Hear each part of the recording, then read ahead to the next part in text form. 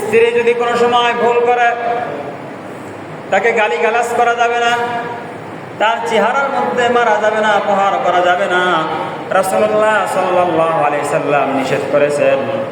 সুনানে আবু দাউদের 2142 নম্বর হাদিসের বর্ণনা আন হাকিম ইবনে মুআবিয়াহ আল-কুশাইরি আন আবিহি قال হযরত হাকিম ইবনে মুআবিয়াহ আল-কুশাইরি রাওয়া থেকে বর্ণনা করেন, তিনি বলেন কলতে ইয়া রাসূলুল্লাহ, আমি বললাম হে আল্লাহর রাসূল, মা হাক্কু যাওজাতি আহাদিনা আলাই, আমাদের স্ত্রীদের প্রতি আমাদের কি দায়িত্ব, আমাদের কি কর্তব্য আছে এটা বলেন।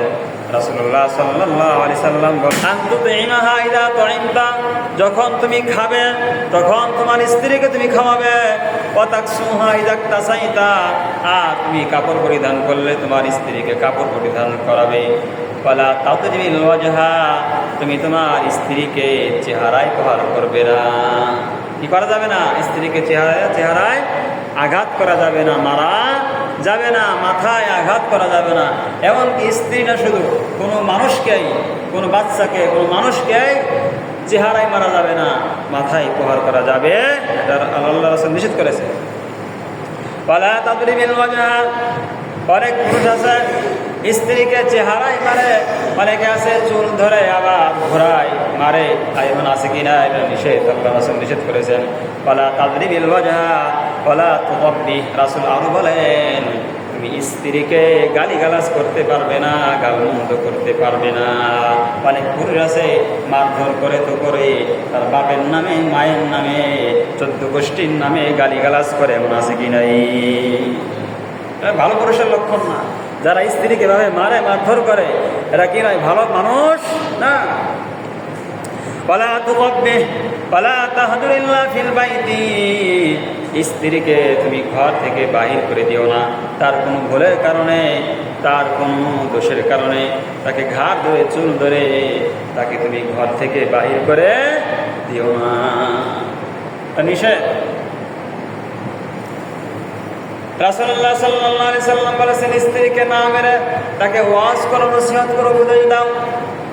হাদিসের মধ্যে আছে রাসূলুল্লাহ সাল্লাল্লাহু আলাইহি সাল্লাম বলেছেন ক্বালা রাসূলুল্লাহ সাল্লাল্লাহু আলাইহি ওয়াসাল্লাম, রাসূলুল্লাহ সাল্লাল্লাহু আলাইহি সাল্লাম বলেন ইস্তাউসু বিন নিসা, তোমরা মহিলাদেরকে তোমরা উপদেশ দাও, ভালো ভালো কথা বলো।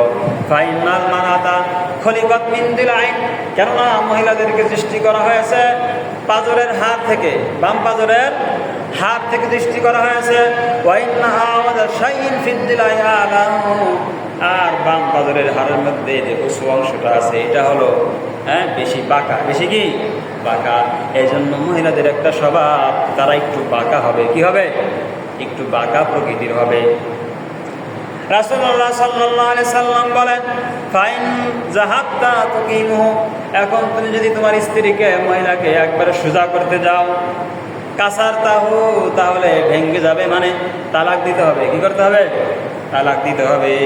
ওয়াইন কাতারাকতাহু, আর দিয়াকা একবারে বাঁকা অবস্থায় ছেড়ে রাখো, কিছুই যদি না বলো, তাহলে এটা লাম ইয়াজাল আওয়াজা, বাঁকাই থেকে যাবে। সুতরাং মাঝামাঝি অবস্থায় ফাস্তাউসু বিন নিসা, তোমরা মহিলাদেরকে উত্তম উপদেশ দাও, উপদেশ, ওয়াজ, নসিহত এগুলো শোনাও, ভালো ভালো কথা বলো। তাহলে উত্তমভাবে কথা বললে সে তোমার কথা শুনবে, শোনার চেষ্টা করবে। আর যদি বকাঝকা করে, মারধর করে তাকে কথা শোনাইতে চাও, সে তো কথা শুনবেই না, বরং তোমার সাথে খারাপ ব্যবহার করবে, শেষ পর্যন্ত তালাক দিতে হবে। নাকি বলেন? জন্য মহিলাদেরকে কি করতে হবে? বকাঝকা না করে, মারধর না করে উপদেশ দিতে হবে। আল্লাহ তাআলা আমল করার তৌফিক দান করুন।